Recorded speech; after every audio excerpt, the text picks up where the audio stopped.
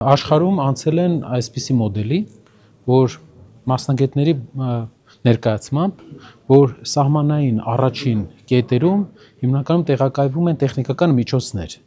որոնք վերահսկում են մինչև 25 կիլոմետր խորությամբ հակառակորդի կամ սահմանակցի շարժը եւ կարողանում են որոշ ժամանակ կանխարգելիչ տեղեկություն տալ, որպեսզի հիմնական ուժերը դուրս գան պաշտպանական դիրքեր։ Այսինքն, ինչպես բացատրում են մեզ մասնագետները, պոստային համակարգից աշխարհը սկսում է անցում կատարել խելացի սահմանի, սահմանը կատարում է տեղեկատվական առումով, տեղյակ է պահում կենտրոնական շտաբերին, որ կա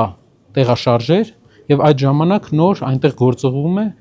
հատուկ խմբեր։ Իհարկե, ես մի քիչ պարզեցված ասեցի, մասնագիտական առումով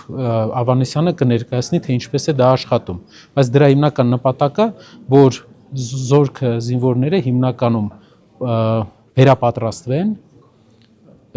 եւ պոստեր բարձրանան, դիրքեր բարձրանան միայն այն ժամանակ, երբ որ պետք լինի, այսինքն պոստերում մշտական տեղակայվող զինվորների թիվը կչանա, այդ ուղղությամբ տեղեկատվական ինֆորմացիոն հարցերը կլուծի արդեն տեխնիկան, սարքավորումները։ Այստեղ գտնվում է նաև մի ընկերության ներկայացուցիչ, կան մի քանի նկատառումներ, բայց նրանց հետ բանակցում ենք, որպեսզի մեկի երկիր մեր տարածաշրջանում արդեն իրենց հետ ունի պայմանագիր Մերձավոր Արևելքում։ Եվ մենք բանակցում ենք, որպեսզի մեր երկրին էլ տրամադրվի այդպիսի հնարավորություն խելացի սահմանի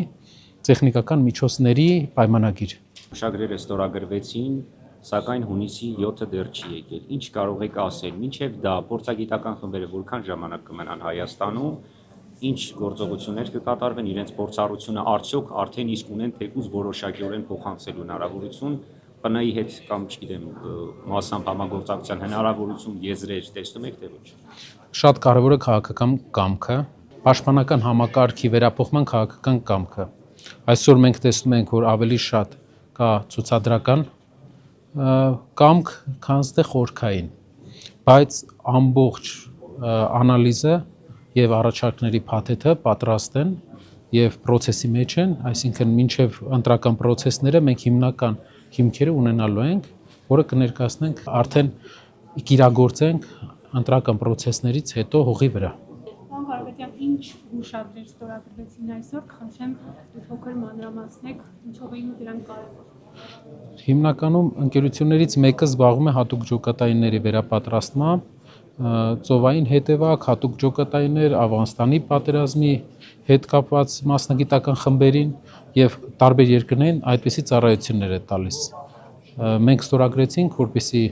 հետագայում մեր բանակում էլ այդ վերապատրաստման դասընթացները, վերապատրաստման կուրսերը շատ արագ մենք կարողանանք իմպլեմենտացնել։ Հունական ընկերությունը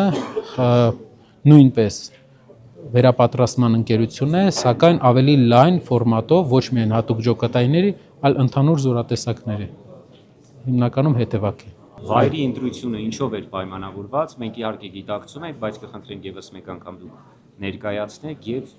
ինչ անել, որպեսզի հաջորդ տարի մենք չունենանք օկուպացված տարածքներ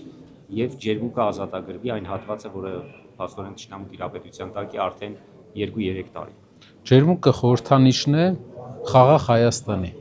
Երբեք սահմանային չի եղել։ Այսօր դարձել է սահման։ Սա ցույց է տալիս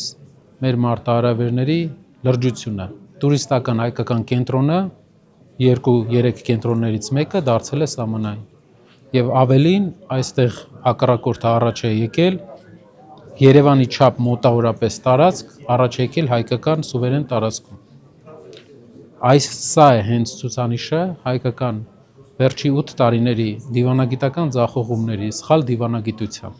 ջերմուկի տարածքները եւ հայկական մյուս տարածքները, թե Վարդենիսում, թե Կապանի շրջակայքը վերադառնան Հայաստանին դիվանագիտության միջոցով, քանի որ դրանք հայկական սուվերեն տարածքներ են։ Մենք տեսնում ենք դրա հնարավորությունը ուժեղ բանակցողը տեսնում է։ Պարոն Կարապետյան, կրկին ուշագրերի մասին, դրանք հողի վրա իրականություն կդառնան միայն այն դեպքում, երբ կարգ իշխանության, թե ամեն դեպքում հանուն ուժեղ Հայաստանի պատրաստ եք դրանց իրականացումը փոխանցել այլ ուժի։ Մենք վստահ ենք, որ մեզ կվիճակվի այն բախտը, որ մեր երկրում անել անվտանգային այդ մեծ փոփոխությունը, որը կբերի թե զինվորների անվտանգության բարձրացման, թե նաև մեր ընդհանուր դիվանագիտության արդյունքում նաև քաղաքացիական կյանքում մեծ փոփոխությունների, այսինքն այսօր Հայաստանի բնակչության կեսից ավելին ամենամեծ վտանգը տեսնում է երկրի անվտանգությունը, առաջնային խնդիրը տեսնում է երկրի անվտանգությունը։ Սա երկրի ղեկավարության վարած թույլ քաղաքականության արդյունք է, 3 պատերազմների սխալ վարած արտաքին քաղաքականության շնորհիվ բերված 3 պատերազմների արդյունք է եւ մեր թիմին հայության այն պրոակտիվ հատվածին, որ ուզում է փոփոխություններ, որը չի ուզում համակերպվել թույլ լինելու հետ, հնարություն է տրվելու, ես կարծում եմ, ու մենք վստահ ենք, որ այդ պատմական փոփոխությունը կատարենք։